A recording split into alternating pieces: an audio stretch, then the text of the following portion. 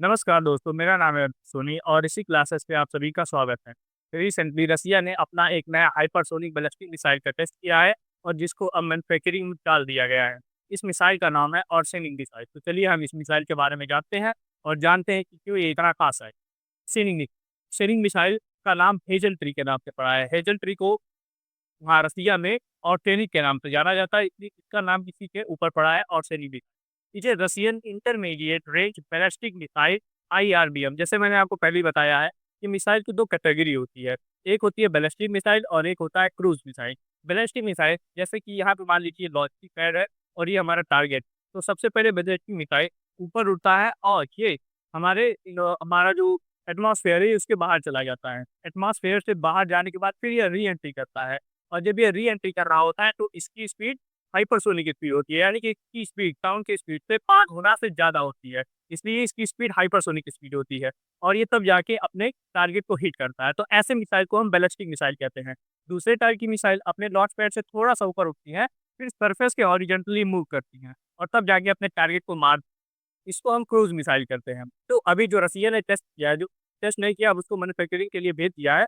इस मिसाइल का नाम है ऑर्सेनिक मिसाइल। की एक बैलिस्टिक मिसाइल है, जो कि इस टाइप के ट्रैजेक्टरी को फॉलो करेगा। ये मिसाइल IRBM 12,300 किलोमीटर, यानी कि इसकी जो स्पीड है वो 12,300 किलोमीटर पर आवर है। यानी कि लगभग इसकी स्पीड मैक 10 के आसपास होगी। इसकी स्पीड लगभग मैक 10 के आसपास होगी।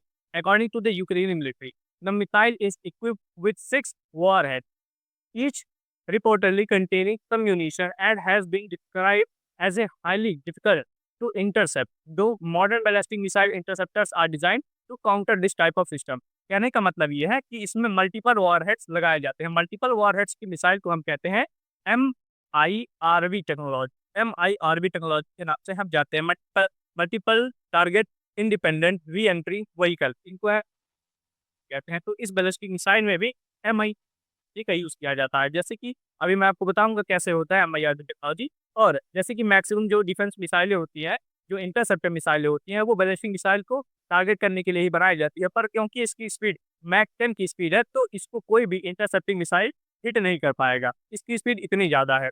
Arsenic is believed to be delivered from the RS-26 रूवेट।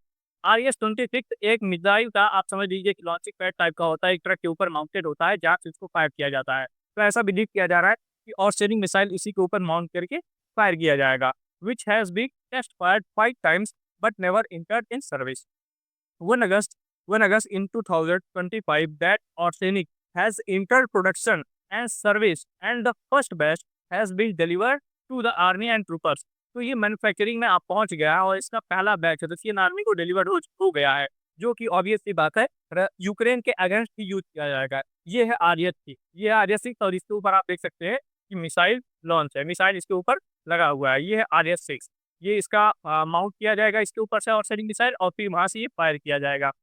मैंने जैसा कि आपको बताया कि MIRV टेक्नोलॉजी, तो MIRV टेक्नोलॉजी में कुछ इस तरह से होता है। ये कोई पुराना बॉम्ब का सेल है, लेकिन MIRV में ऐसा ही कुछ होता है कि इसका ये वॉरहेड होता है और इस वॉरहेड के अंदर मल्टीपल टारगेट्स को भरा जाता है, मतलब मल्टीपल सब म्यूनिशन को भरा जाता है।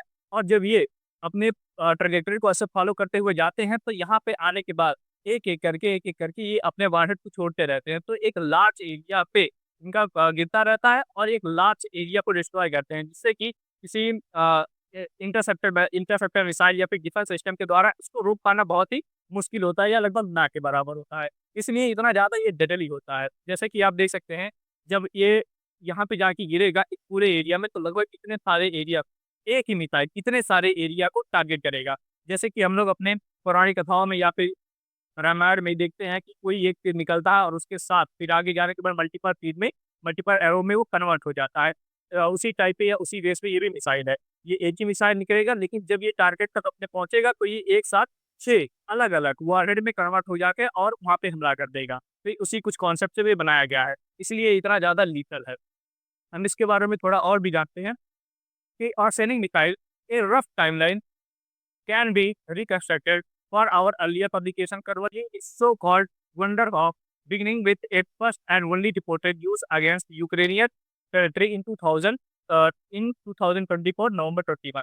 इस मिसाइल को सबसे पहले जब टेस्ट करना था तो रसिया बनाने के बाद इसको यूक्रेन के ऊपर युद्ध में ही टेस्ट किया था और ऐसा माना जाता है कि 31 नवंबर 2024 को रसिया ने यूक्रेन के ऊपर इसको टेस्ट किया था और ये पूरी तरीके से सफल रहा था और इसके बाद फिर अब 2025 में इसको पूरी तरीके से मैन्युफैक्चरिंग के लिए भेज दिया गया और ऐसा अनुमान है कि लगभग 1 साल में 25 आर्सेनिक मिसाइल को बनाया जाएगा, 801 आर्सेनिक बैलिस्टिक मिसाइल को बनाया जाएगा। As for the claims themselves, the Russian media, for instance, reported that MRBM was supposedly immune even to US THAAD। US का जो मिसाइल डिफेंस सिस्टम है उसका नाम है थार्ड, तो ये थार्ड मिसाइल से भी इम्यून है, यानी कि थार्ड मिसाइल भी इसको इंटरसेप्ट नहीं कर पाएगा। Defence says a gross distortion of that system specification based on the Russia's effort in manufacturing years in intercontinental ballistic missile। intercontinental ballistic missile way missiles होते हैं जो एक कॉन्टिनेंट से जाके दूसरे कॉन्टिनेंट में मार करते हैं, उनको इंटरकॉन्टिनेंटल बैलिस्टिक मिसाइल्स कहते हैं। Missile the intelligence asset that can enemy industry can produce up to 25 MRBM missile annually. तो जैसे मैंने आपको पहले बताया कि लगभग 25 मिसाइल एनुअली प्रोड्यूस करेंगे, ऐसा इनका अनुमान है। आगे हम इसके बारे में देखते हैं फीचर्स। फीचर्स इसके क्या है, इस बैलिस्टिक मिसाइल के क्या-क्या फीचर्स है। पहला है इट इज़ हाइपरसोनिक स्पीड, क्योंकि ये हाइपरसोनिक मिसाइल है तो इसकी स्पीड भी हाइपरसोनिक होगी जो कि लगभग 10 माक की स्पीड से चलेगा। मिड फाइट मैन्युवरिटी, इसमें सॉलिड फ्यूल का यूज़ किया जाता है। इसमें सॉलिड फ्यूल का यूज़ किया जाता है। सॉलिड फ्यूल का यूज़ करने से फ़ायदा ये होता है कि ये रास्ते में मैन्यूवर कर सकता है, कि मतलब ये अपने टारगेट की तरफ इस तरह से जा रहा होता है और हम मान लीजिए कि टारगेट को अब चेंज करना है, टारगेट इस जगह से यहाँ पे आ गया, तो हम इसको चेंज करके यहाँ पे भी जाके मार सकते हैं। तो इसको कहते हैं मैन्यूवरिटी। तो इस बैलिस्टिक मिसाइल के पास ये भी खासियत है और अगर किसी बैलिस्टिक मिसाइल के पास ये खासियत है, तो ये इसको बहुत ज़्यादा डर्टी बना देता है। Manoeuvrability and multiple warhead make it particularly hard to intercept. और जैसे बताया एमआईआरबी टेक्नोलॉजी होने के बाद ये मल्टीपल टारगेट को एक साथ इंगेज करके हिट कर सकता है, even with advance missile defence system. तो कोई भी एडवांस मिसाइल डिफेंस सिस्टम हो इसको रोक नहीं पाएगा। अगला इसके बारे में देखते हैं, it is mobile solid fuelled missile. ये मोबाइल है, यानी कि इसको आसानी से एक जगह से दूसरे जगह ट्रक के ऊपर माउंट करके एक जगह से दूसरी जगह लाया जा सकता है, जैसे कि मैंने आपको पिछले पिक्चर में दिखाया। It is capable of reaching speed of mach 10 times than speed of sound. मतलब साउंड के स्पीड से ये 10 गुना स्पीड से लगभग चलता है, जो कि 12,300 किलोमीटर पर आवर की स्पीड लगभग होगी। The system is reportedly capable of carrying multiple independent targetable re entry vehicle MIRV। जैसे कि मैंने आपको पहले बताया MIRV को तो ये कैरी कर ही सकता है, allowing a single missile to strike several distinct target simultaneously with either conventional or nuclear warheads. तो ये कन्वेंशनल वॉरहेड या न्यूक्लियर के साथ MIRV टेक्नोलॉजी होने के साथ दोनों न्यूक्लियर या कन्वेंशनल वॉरहेड को ले जाने के लिए कैपेबल है। इट इज है reported range of approximately 5000 kilometre. इसकी रेंज लगभग 5000 किलोमीटर है। तो अगर ये रसिया के लगभग एक कोस्ट से दूसरे कोस्ट से जाएगा, अगर पैसिफिक ओशियन की तरफ इसको प्लांट किया जाता है, तो ये पूरे यूएस को या यूएस के आधे भाग को बढ़िया से तबाह कर सकता है। इसके पास इतनी कैपेबिलिटी है। अगर ये 5000 किलोमीटर की ये रेंज रखता है तो MIRV टेक्नोलॉजी जैसे बताया, ये कुछ इस तरह से इसके पेलोड होते हैं। पिक्चर खुल रहा है, देखिए ये इस तरह पेलोड होते हैं।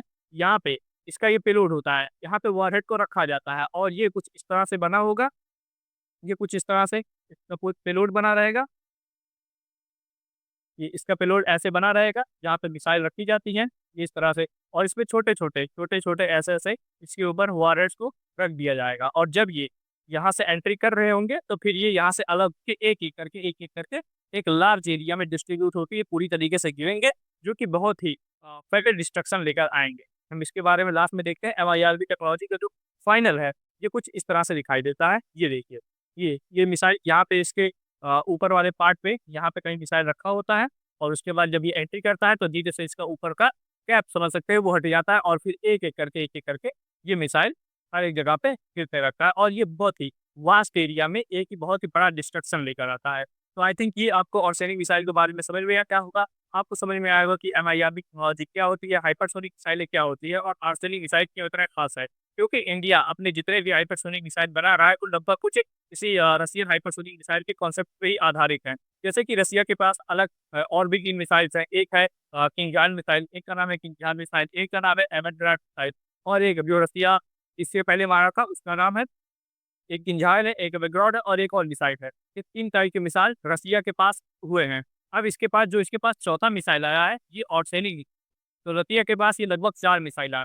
और इंडिया जो अपना ब्रह्मोस 2 बना रहा है मिसाइल, वो भी एक हाइपरसोनिक मिसाइल होगा जो कि रशियन टेक्नोलॉजी पे बेस्ड होगा। तो इसलिए आपका जानना ये ज़रूरी है कि क्यों रसिया का मिसाइल हाइपरसोनिक मिसाइल इतना ख़ास है। रसिया हाइपरसोनिक मिसाइल या फिर की टेक्नोलॉजी में दुनिया के किसी भी देश से आगे है। दुनिया का कोई भी देश इसको मिसाइल टेक्नोलॉजी के फील्ड में इसको बीट नहीं कर सकता। तो आई थिंक आपको ये पूरा वीडियो समझ में आया होगा। अगर आपको कोई भी डाउट होता है तो आप कमेंट करके पूछ सकते हैं, आपको इसका रिप्लाई दिया जाएगा। फिर आपसे मिलते हैं नेक्स्ट वीडियो में, तब तक के लिए जय हिंद।